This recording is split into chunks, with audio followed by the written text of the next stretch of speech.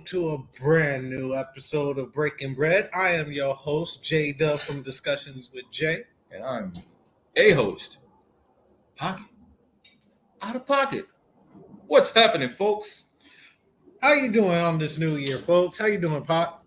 I'm doing mighty fine. How you doing? I'm doing good. Well, this episode brought to you, broadcasting live from PD&J Media Studios. With this episode of Breaking Bread, let's get right into it here. Now, Pop, let me ask you, how do you feel that over the past 20 years and just talking in regards to music, how do you think it's transitioned from 20 years ago until today? And how do you think that the technology and media has played a big part in that? Well, it's funny you ask that. When I want to think about, music and technology, one, of course, you can say they go right along with each other, not hand in hand. I want to say technology has ruined us as society. How so? And music is a close second to really, we're hearing songs that we all growing up, the 70s and 80s kids have heard those songs over and over again, only to be redone, which I don't complain about most of them. There are a few that will go that should never have been remade on music. Now, technology, how has it ruined us? Well, if you think about it, it used to be we could go to a store, they tell us they're out of stock something, they'll get it maybe in a week or two. Yeah, we'd be fine with that, Now it's like if you go into a store, they say they don't have something. More than half of us, oh no, well, does the store near you have it? How about this? How about the store over on such and such, over on in this mall? Do they have it? Or how about you can order it online and get it faster than what the store gets it? Yeah, and we saw a case of that yesterday, wasn't it? Yeah, absolutely. Speaking of technology, we saw that yesterday. But I was patient. I was like, okay, I'll just order it. No big deal. So we see that, but not everybody's like me. They got to have everything right now. So that leads me to this question. Do you think that moving 20 years into the future, will we have stores to walk into, or is everything just going to be drone delivered? I think it's 20 years from now, they're going to already know what we want, and it's already going to be there. So that's what it's coming down to. I don't want to go talk about the Karens of the world, but the Karens of the world have done what they've done. Yeah, it makes you not want to go shopping anymore. Well, I'm not going to say all that. I will still go because I am a people watcher. Well, not only that, it's not even the Karens of the world, but so I got to give salutes and shouts out and my respects to the family of the 14-year-old that was just killed in the Burlington coat factory. That actually broke my heart when I heard that. And stuff like that, when you hear instances like that, for me, it gives that avenue or that outlet of being able to buy online or shop online, gives me that greater perspective, because at the end of the day, I don't have to worry about putting my life in danger. Well, you say putting your life in danger, but did you know the minute you lay down, your life is in danger? Yeah, let alone being in your own house. How many home invasions have we seen? Not just talking about famous people, but people in general, home invasions. So you can't say you're safer at home. Let alone safer in your own neighborhood. Stuff happens all the time. But I will say is that the more introverted as a society we become, the less social skills we're going to have. And again, that plays a part in technology. If you look at it now, how about this? You ever thought of how your kids, you put them all in the same room with their friends, and they're all on the video, and they're all looking at the phones, and they're all playing different video game, the same video game but on different stations. Yeah, it's just crazy. It's crazy. It reminds me of. Have you seen the movie Video Player One? Yes, I did watch. Or Ready Player One. Ready Player One. Yeah, that I feel like we're leading into that society if we're not in the preconditions of that type of society right now. What's funny you say that. I think what a lot of these restaurants will do, what I know because certain families, you can't do that. Cut off your Wi-Fi. I know in my household that wouldn't last 5 minutes. Oh my God, the Wi-Fi is out. Actually, you know what? Shout out to Cox, because you know what they did? They set something up where you can cut off your kids' internet while they're on their devices, and that forces them to come out of their room. Shout out to Cox. That's the smartest thing. That was a thought of mine So I don't know who. You owe me money. I'm coming for it. Oh yes, we're definitely open to sponsors. Make sure you patch into our premiere, and I do mean premiere because we will have exclusive content on our Patreon account. So definitely subscribe to that. Also, if you like the content of what you're hearing on this podcast, definitely subscribe to our PD&J Media Productions YouTube page. Subscribe, get every update, every podcast that we have coming in. That's right. Not who's tube, but used tube. Now, also, what? Another thing that I like to talk about when you're talking about technology, something that a lot of people forget, like the gaming. I mean, man, gaming is. I wish it was like this when I was a kid. I have not seen so many grown folks game as hard nowadays. Like they're gaming harder than the kids are right now. Well, it's like I right think along with the they kids. do Fortnite tournaments, they do Minecraft tournaments. These people 2K tournaments. They're getting banked. 2K, they got the tournament where you can win $250,000 just for playing a freaking video game. Like, come on, man. Well, not only that, but I remember, I think it was a couple years ago, I heard how each team has a gamer sponsor that they have. That they get all team apparel and gear. Yeah, they travel with the team and they play the games the teams are playing. I mean, that's ridiculous. Like even public schools now have an e-gaming club where it's part of their rec sport. So just as much as you join a basketball club at your school, you can join an e-gaming club at your school. It's ridiculous now. But that's awesome. It's awesome. My biggest problem with that is though some of these kids, that's all they do. You still need to get your vitamin D. Get outside. Go outside. Smell a bush. Roll around. Smell a bush? Smell a bush. If I see some kids smelling a bush because you said so. Smell a bush. Don't smell a bush. Because it might be the wrong bush.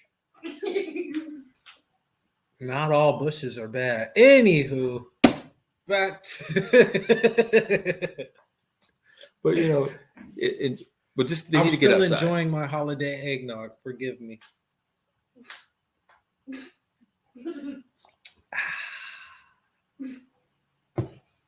Anywho, Pocket, as you were saying. I was just basically staying with that, but that's a big problem. Like, these kids are really lazy. They don't want to do anything. Actually, I shouldn't say lazy. They act not motivated. You tell them to find something to do, and they will sit there and stare at a wall. Well, do you blame them? I mean, when you see their dad or their upper figure that they look up to, and that's all that they're doing, do you blame them? Well, let's see. Do they work? No. Do they pay a bill? Are we talking about the kid or the adult? I'm talking about the kid. Oh, I thought you was talking about the adult. My bad.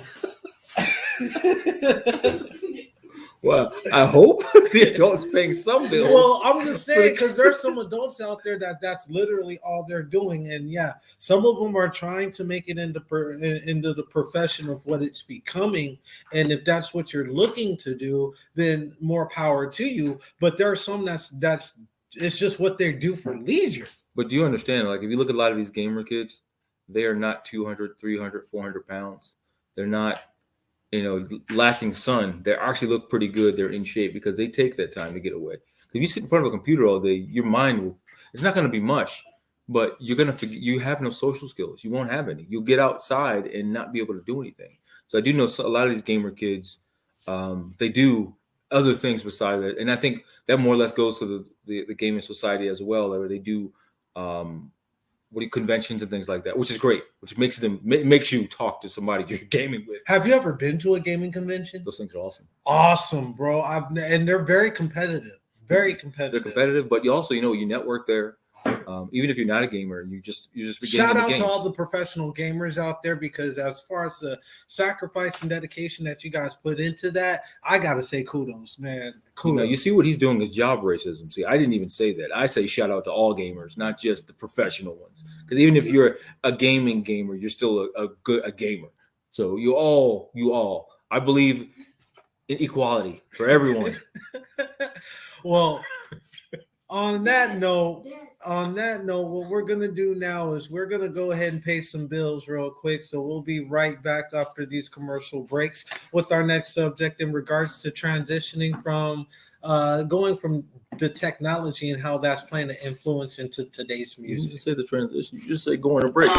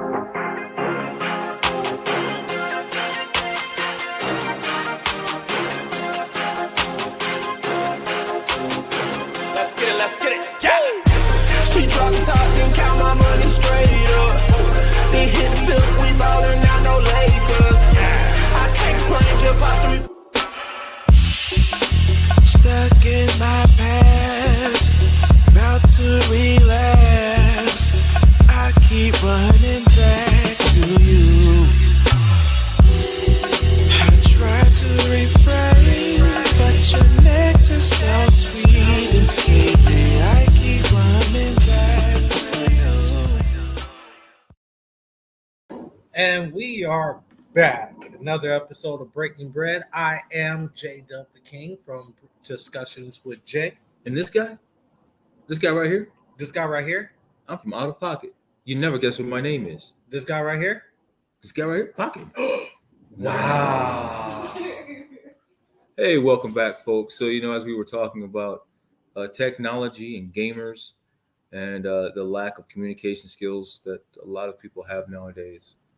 And I did throw a shad at the Karens. I hope nobody's going to name shame. I'm not doing that. I'm just using that as an example. He already did, folks. Yeah, he did. That guy right there. Anywho, speaking of gaming, let's talk about music and gaming. How big has music in regards to gaming and technology? How big has that been over the past, let's just say, 10 years? Well, what's funny? I think a lot of music out here in the game, and guess what you go do? Man, I like that song. Let me go see if I can find it on Amazon or Spotify or whatever it is. And you got to think it's done a lot for a lot of artists that probably would have never been known. I remember back in the day when I had my old gaming systems before the PS4s, PS5s, we had PS3s, PS2s. But on certain games, you were able to upload your own soundtrack to it. So the music that you actually listen to, you were able to upload that. And I think that certain gaming companies figured that out. And they're like, okay. Well, what's funny you say that because all of us Xbox gamers, we can still upload our music in the game if we want to. I'm not big on gaming like that anymore. So I didn't know that you could still do that. I said Xbox. I don't know about them station folks. Well, I don't hate on my station people, but I mean, I don't know if you can. I know you can in Xbox. You can play. I'm sure you probably can. Oh, we're being robbed right now by a guy with a mask. Enjoying the holidays. Oh my goodness. So yeah, as far as music and technology, Pocket, I mean I could speak to my as far as myself. Make sure you go cop my album, J Dub the King, the one that's out available right now on any of your devices and all your streaming sites. And speaking of that, music is available readily everywhere now. Yes, it is. Everywhere. You don't need to go into a store or shop or anything. So how do you think technology, do you think that's helping the culture of music, or do you think that's hurting as far as the artists not being able to make as much money as what they potentially could have? Well, what's funny? How much money was being lost. Yeah. That lost with, remember LimeWire? Oh, and things like that, where people would just pirate the music. Napster. Napster. People were pirating music, and the artists weren't getting anything. So you're talking about they lost money. Are they really losing money, or are they getting more than they had before because of that? Because if you think back in LimeWire, I'll be the one. I did it. Yeah, damn right I did it. I didn't want to pay $20-$30 for a CD. I only wanted 3 songs off of it. Yeah, but for artists, you got to get so many streams just to earn $1. But the whole thing, I think it's with Spotify, you got to get 500 streams or less than 500 streams to earn just $1. So I got a question for you. If I did 1,000 streams on LimeWire, how much money did you get? Nothing. So getting 500 to get something over 1,000 of getting nothing, I think I take the something. It's still. Now, mind you, it's the not artist. much. It's not much. Yeah, you're still streaming the artist, but at the same time, I just use myself for examples, and I just use a number of 1,000. So you take me at 1,000, take Joe across the street for 1,000, take Tommy down the road for 1,000. You keep adding that up, you're still not getting anything out of that. Whereas now, at least you're getting something. Yeah, it takes something. You have to wait a while to get there, but at least you're getting there. At least now you're getting something back. Where you put all this blood, sweat, and tears in this music about your life or about whatever it is, you're not getting anything. When So somebody's again, it powering goes to my question: do you believe that it's actually helping, or do you? I'm asking from you being an artist yourself. Do you think that that's actually helping or hurting? is what helping. The whole aspect of technology nowadays and being So able with music, to have readily access to music, do you think that actually helps the artist? And I'm not talking about exposure, because all exposure in some cases is good exposure, but do you think it helps or hurts the artist in regards to their avenues of making money? All right, I'm gonna do what you're not really supposed to do. I'm gonna answer a question and answer your question at the same time. So you're talking about now, is it helping or hurting? So how about this? How many local artists get play in Malaysia? I can speak for myself. You're talking about Malaysia, or you're generally speaking overseas? No, I'm talking about Malaysia, period. That's a very good question. There's probably a lot. Now, that's right now. So before, now you asked me, this is the exposure. Yeah. So to caveat that, how much exposure did you get before the expansion of social media, before the expansion of technology? How much exposure did you get to those countries?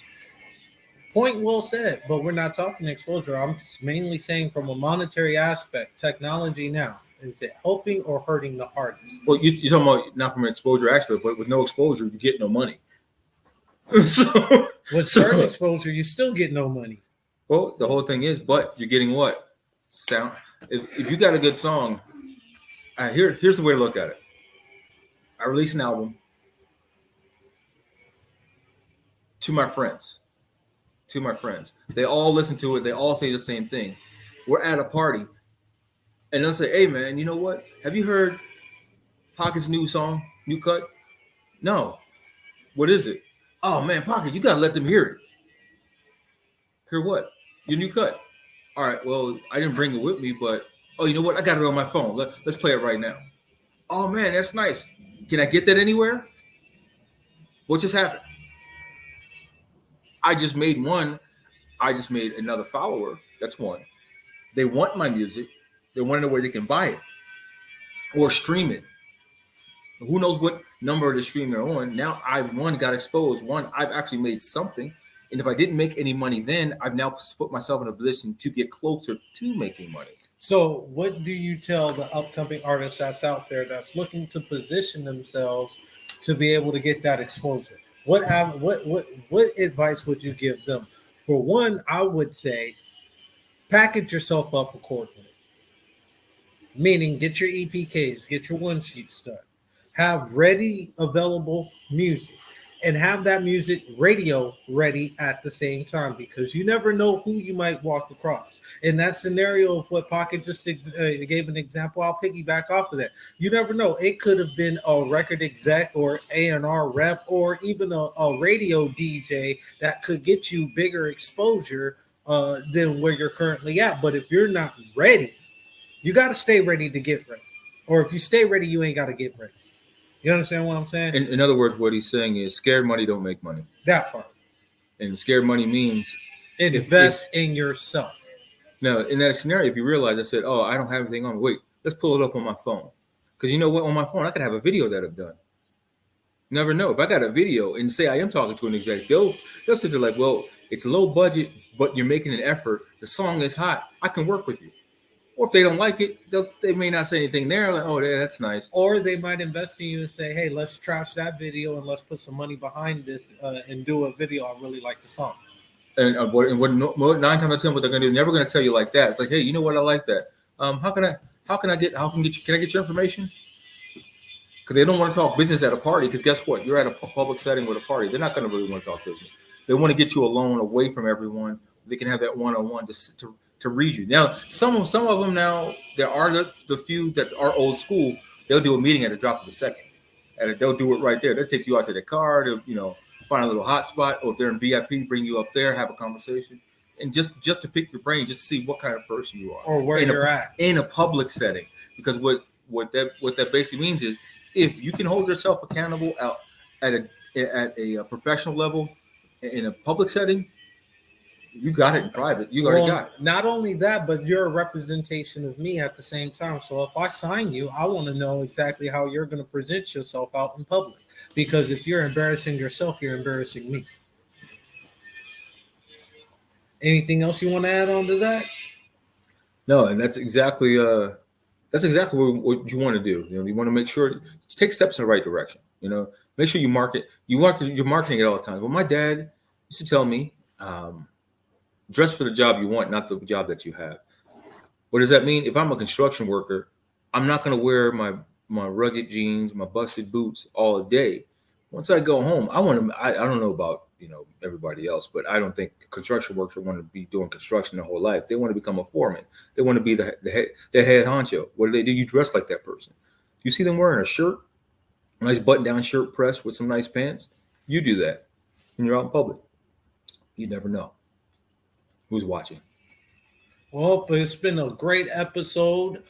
Make sure you tune in to our YouTube page. Again, once again, subscribe to our YouTube page. And for all of our other exclusive content, you can definitely catch that exclusively on Patreon, on our Patreon account. Links will be followed at the end of the segment here. Pockett, again, it's been a great episode. What do we got looking for? What do you have on the table for yourself? What I found out, she's never been with a baddie. I can't with this guy. I'm J Dub from Discussions with Jay. It's Pockett from Auto Pocket. Thanks for tuning in.